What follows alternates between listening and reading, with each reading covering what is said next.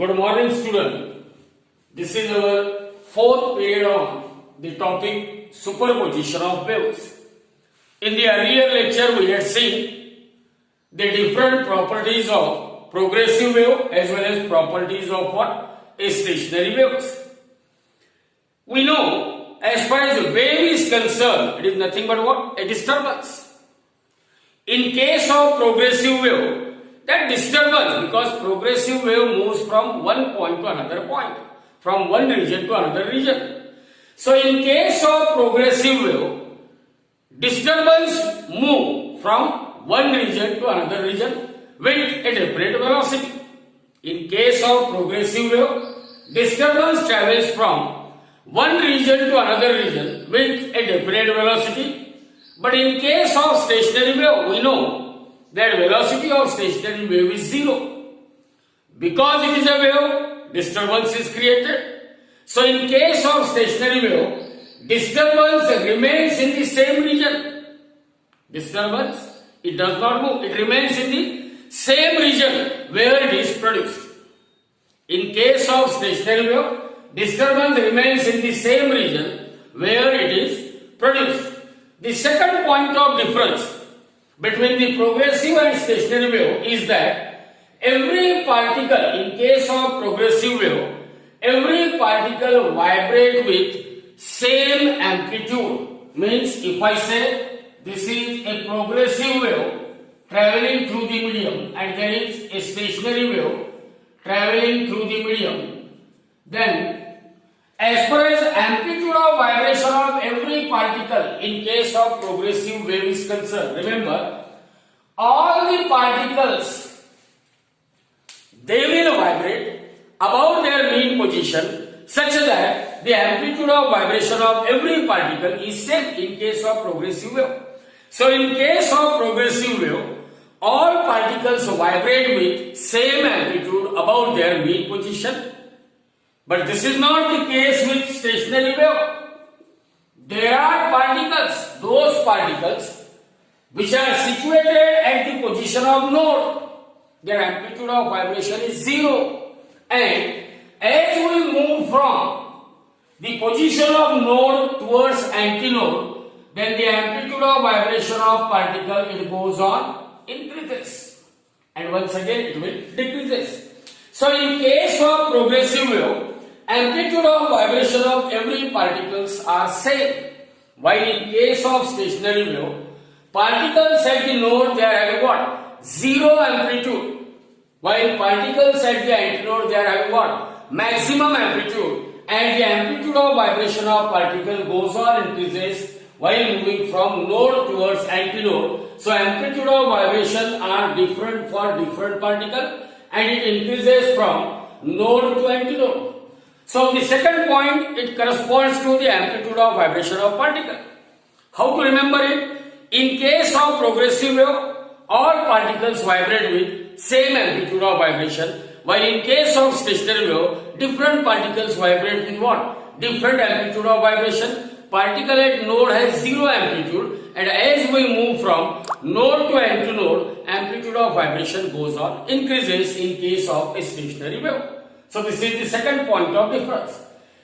The third point of difference, that all the particles crosses their mean position in case of stationary wave. In case of stationary wave, as we know, all the particles in one loop, they are moving in same direction at a time. While the particles in the adjacent loop, they move in what? Opposite direction. So because all the particles in a loop, they are moving in one direction, therefore we can say that all the particles, they move up, here they will move down, then this particle moves down, they will move up. It means all the particles, whether they are lying in this first loop or in the second loop, they crosses their mean position simultaneously. In case of stationary wave, all the particles of the medium will crosses their mean position simultaneously, whereas in case of progressive wave, all the particles do not crosses their mean position simultaneously. Do not crosses their mean position simultaneously. Now the fourth point of difference, every particle of the medium, in case of progressive waves here, when I say that this progressive wave is traveling through the medium, when progressive wave travels through the medium, then that progressive wave will set every particles of the media to vibrate about its mean position. When progressive wave propagates through the medium, then every particle of the media were set to vibrate about their mean position. But in case of stationary wave, not all the particles are vibrating, because particles at the node, they do not vibrate. In case of stationary wave, particles which are at the node, they are permanently in the state of rest, means they do not vibrate. So here is the difference. In case of progressive wave, all particles are vibrating about their mean position, but in case of stationary wave, those particles which are at the position of node, they do not vibrate, they are permanently in the state of rest. Permanently in the state of rest. Now the fifth point of difference, progressive wave. We know that progressive wave move from one point to other point, and during the propagation of progressive wave, they simply transfer either energy or momentum. There is no actual migration of particles, migration of matter. In short, progressive wave transfer the energy from one media to another media.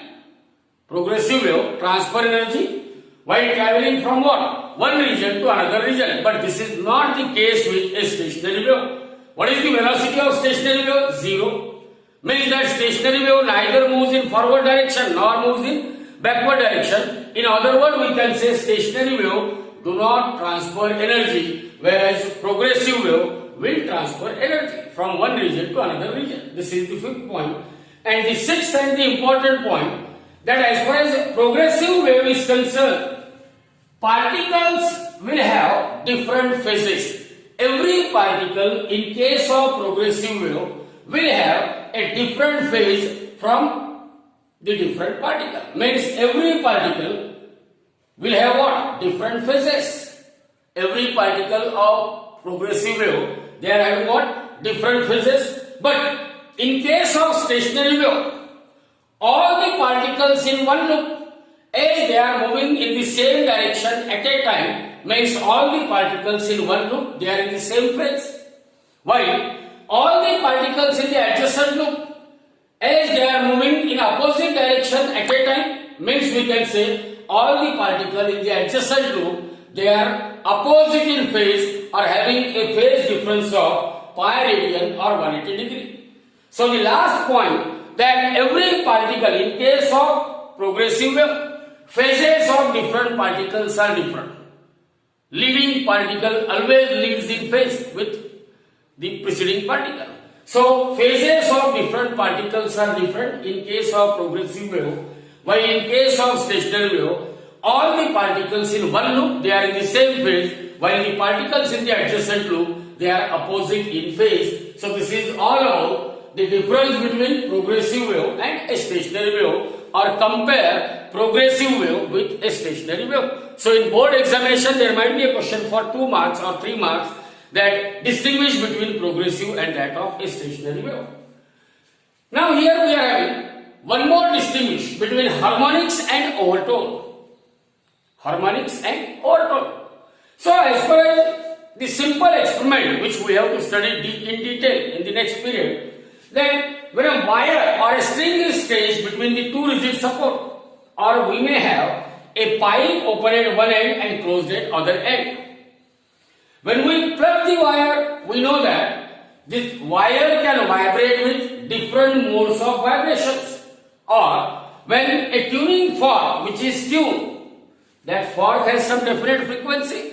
When a tuning fork is kept near to the open end of a pipe, we know that plugging or keeping the tuning fork near the open end, they will create a progressive wave.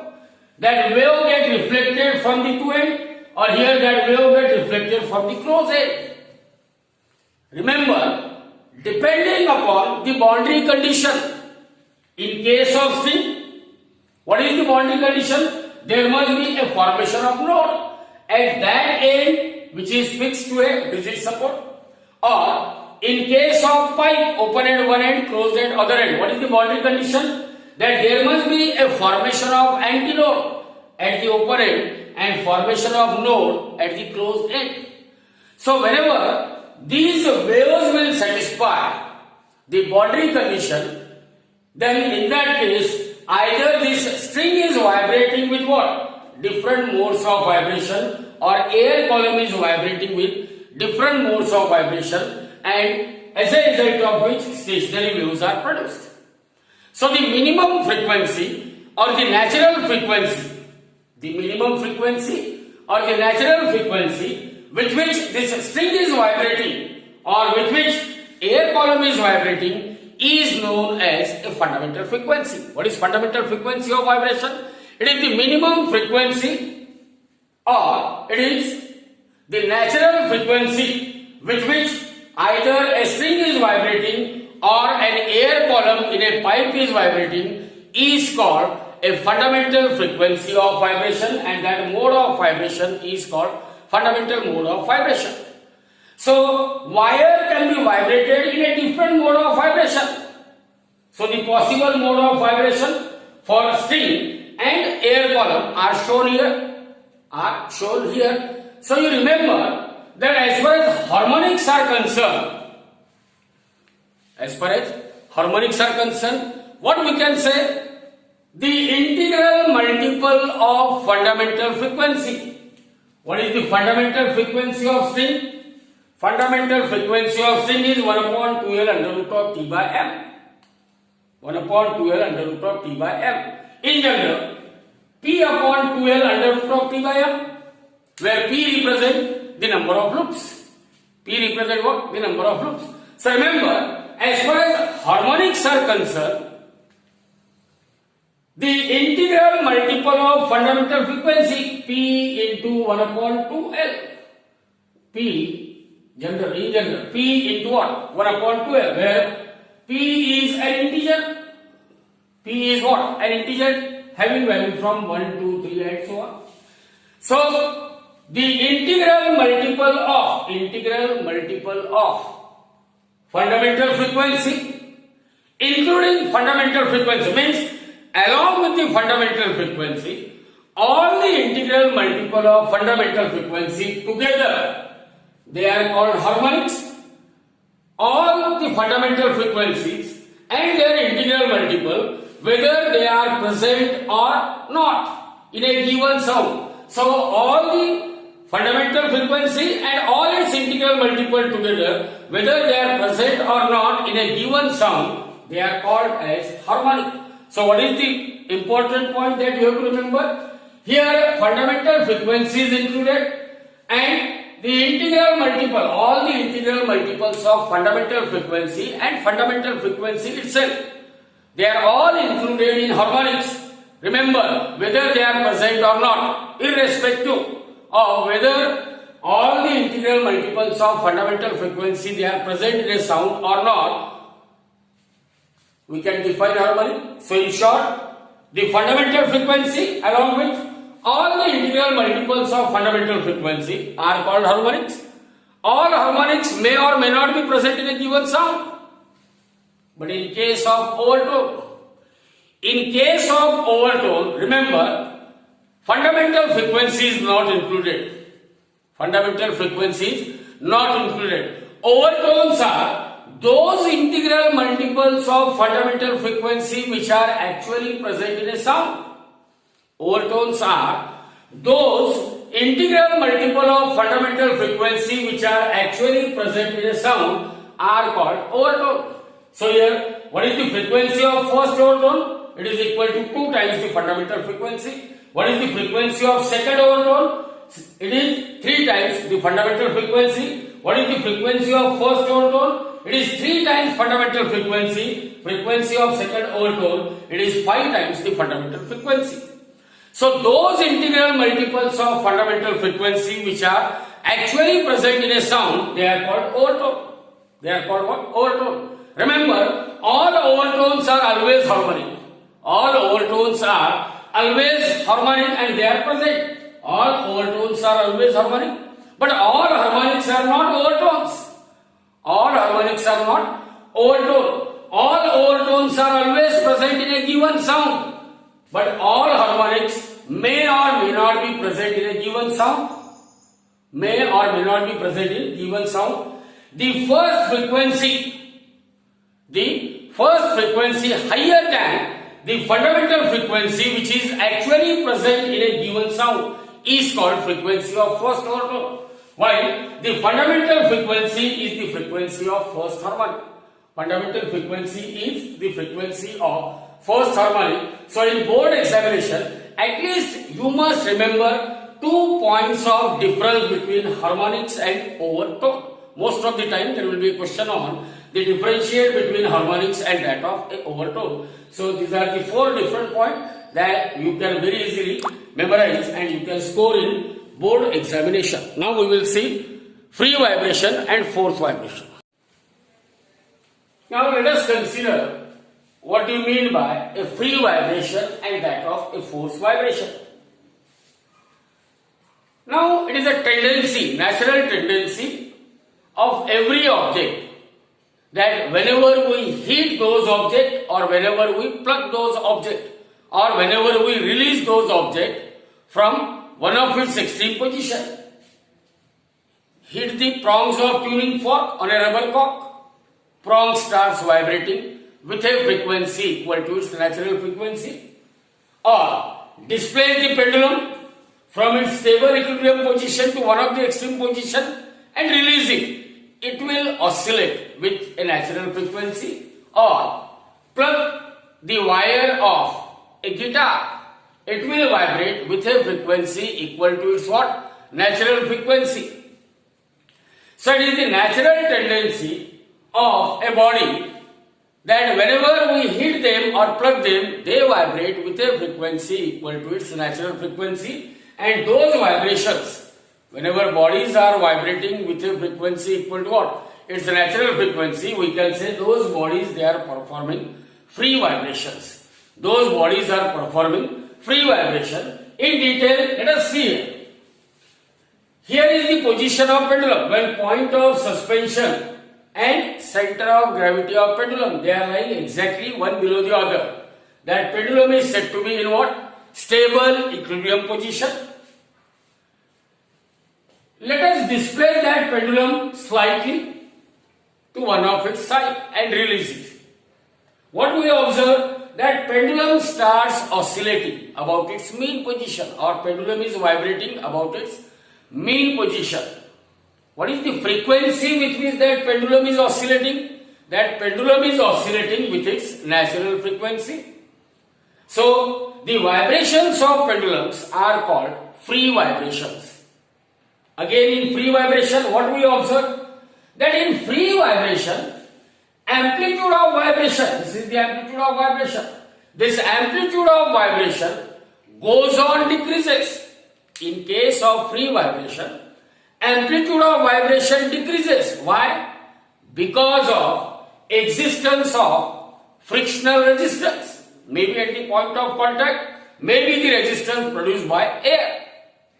So in case of free vibration, in case of what? Free vibration, amplitude of vibration goes on decreases due to what? Due to the frictional resistance.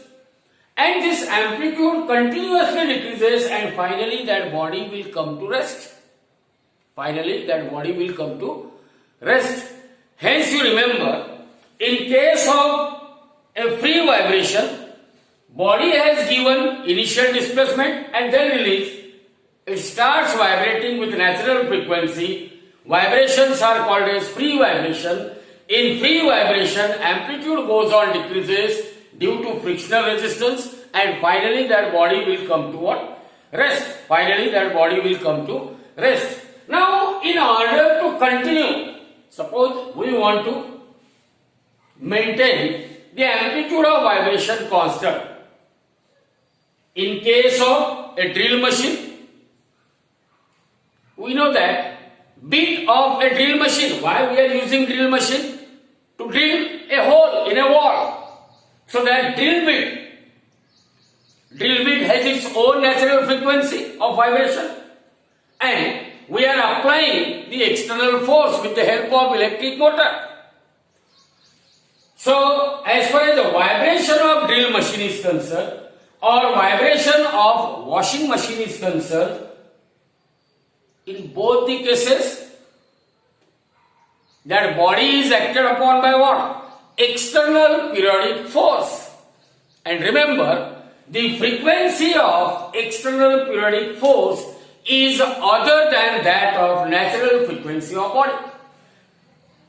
And that body forced to vibrate with a frequency same as that of frequency of what? Externally applied periodic force. In general, when a body is acted upon by an external periodic force, body is acted upon by an external periodic force of frequency capital F or of frequency say capital N. Capital N is what? It is the frequency of externally applied periodic force. And if I say small n represents the natural frequency of body. Small n is what? Natural frequency of body. And this capital N and small n, they are different. They are different. So, whenever a body of natural frequency small n is acted upon by an external periodic force of frequency capital N, then that body is forced to vibrate with a frequency same as that of frequency of external periodic force, and the vibration of a body are called force vibration. So what happens in force vibration? In force vibration, body is continuously acted upon by an external periodic force whose natural frequency capital N is different than the natural frequency of a body. And in this case, that body is forced to vibrate with a frequency same as that of what? Frequency of externally applied periodic force. Such vibrations are called force vibration. Example, vibration of drill machine. That drill bit is forced to vibrate with a frequency same as that of frequency of that electric motor which is applied periodically. Or washing machine, it is an example of force vibration. Or if we are having a tuning fork, tune the tuning fork and its stem is kept on the top of the table, that table will vibrate. Top of the table will vibrate with a frequency same as that of frequency of tuning fork, whereas the natural frequency of top of the table may be small n. Now you repeat the same experiment by changing the tuning fork of some other frequency. Again that top of the table will vibrate with what? With a frequency same as that of frequency of that tuning fork. It means that top of the table, it is vibrating with a frequency same as that of frequency of what? Externally applied periodic force. So in short, you can remember, in case of force vibration, amplitude of vibration remains constant because that body is continuously acted upon by external periodic force. Also, in force vibration, that body will vibrate with a frequency equal to frequency of externally applied periodic force, which is other than that of natural frequency of a body. Which is other than that of what? Natural frequency of a body. Now, as far as this force vibration is concerned, in force vibration, when body is vibrating, amplitude of vibration is inversely proportional to amplitude of vibration is inversely proportional to difference between the natural frequency of externally applied periodic force and the natural frequency of a body. Difference between frequency of externally applied periodic force and the natural frequency of body. Smaller is the difference between frequency of externally applied periodic force and natural frequency of a body, greater is the amplitude of vibration. Greater is the amplitude of vibration.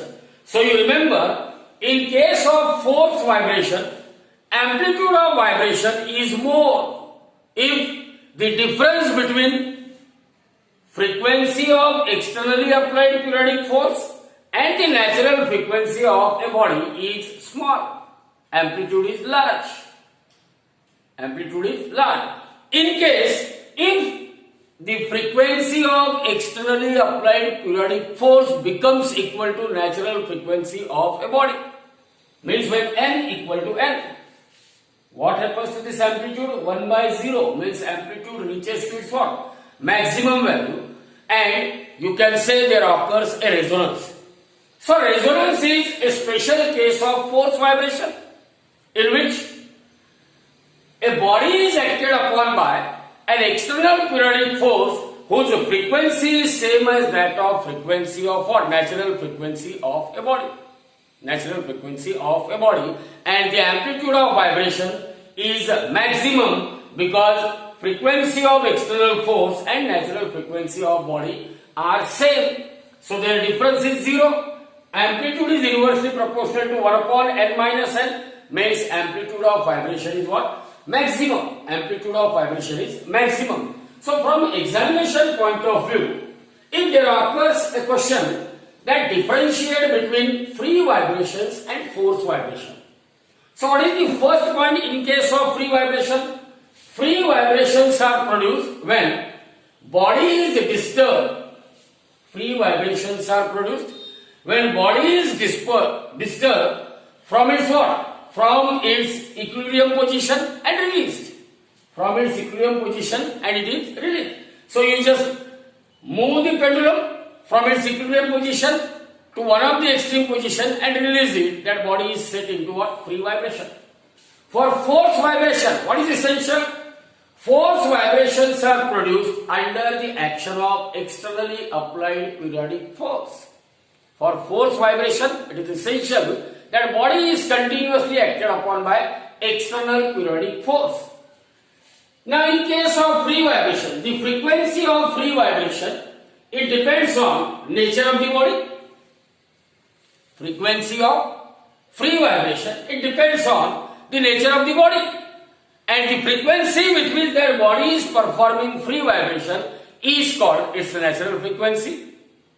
But in case of force vibration, we know that body is forced to vibrate with a frequency same as that of what? Frequency of externally applied periodic force. Here body is vibrating with its natural frequency. In force vibration, body is vibrating with what? With a frequency equal to frequency of externally applied periodic force. Third point, amplitude of vibration. In case of free vibration, we know that amplitude of vibration goes on decreases. Due to what? Due to the frictional resistances. Whereas in case of force vibration, no doubt amplitude is small. Amplitude is small, but it remains constant so long as external periodic force is applied, because their body is continuously under the action of external periodic force. So its amplitude of vibration, it remains constant even though that amplitude of vibration is what? Very, very small. Now resonance frequency depends on body. Here resonance frequency does not depend on body. Then energy of a body remains constant in absence of what? Friction and air resistance. Here energy of body is maintained constant by the external periodic force. By the external periodic force. Examples of free vibration: oscillating pendulum or vibrating tuning fork. Examples of force vibration is musical instrument, that is if we plug the wire, veena and that of guitar. These are the examples of what? Force vibration. Now we will see what is the meaning of end correction, and then we will just study what are the different frequencies in a pipe which is open at one end, closed at other end, and in a pipe which is open at both the ends. Which is open at what? Both the ends. Now we will see what is the exact meaning of end correction. Now in case of a pipe which is open at one end, closed at other end, or a pipe which is open at both the ends, we know that air column in a pipe will vibrate and they will produce what? A stationary wave.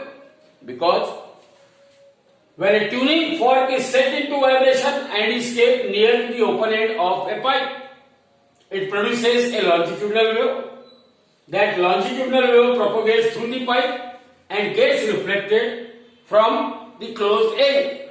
Or here longitudinal wave propagates through the open end of a pipe. It travels through the pipe and you may think how it gets reflected. Remember, air particle in a pipe, they are bound, they are not that much free as compared to that of freedom to the particle outside the pipe. So air particle which are traveling through the open end of a pipe gets reflected from the another open end. Gets reflected from what? The another open end of a pipe, and thereby it will produce a stationary wave. Thereby it will produce a stationary wave. Now what is the basic condition required for formation of stationary wave? In a pipe open end one end, closed end other end, or in a pipe open end both the end? They must satisfy the boundary condition. Which boundary condition? That always there must be a formation of antinode at the open end of a pipe. Why? Because particles at the open end of the pipe, they are more free to vibrate. What is the boundary condition? That always there is a formation of antinode at the open end of a pipe, because the particles of the media, they are more free to vibrate at the open end of a pipe, whereas always there is a formation of node to the closed end of a pipe, because rarely or hardly there is any particle at the closed end which has a freedom to vibrate. There is no particle at the closed end having freedom to vibrate. So that's why the boundary condition at the closed end is that always there must be a formation of node at the closed end of a pipe. So in order to form a stationary wave, antinode must be formed at the open end, node must be formed at the closed end. Remember, as far as antinode is concerned, it never forms exactly at the open end of a pipe. See here, this is the open end of a pipe. So you may hope that antinode must be formed at the open end of a pipe. Remember, the open end of a pipe, air particle at the open end of a pipe will not have a freedom in all direction.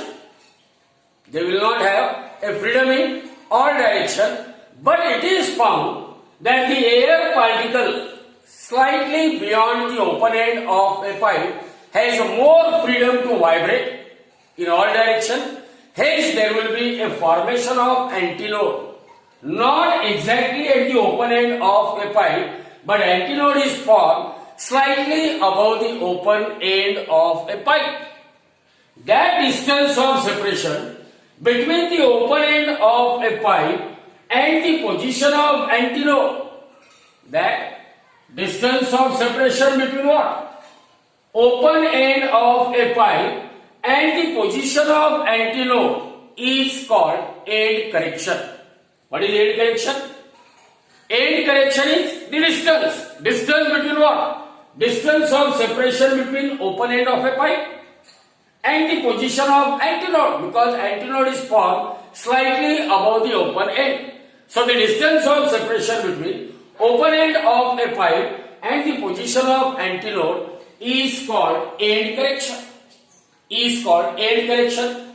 If we measure small d as the internal diameter of a pipe, Reynolds, according to Reynolds' first approximation.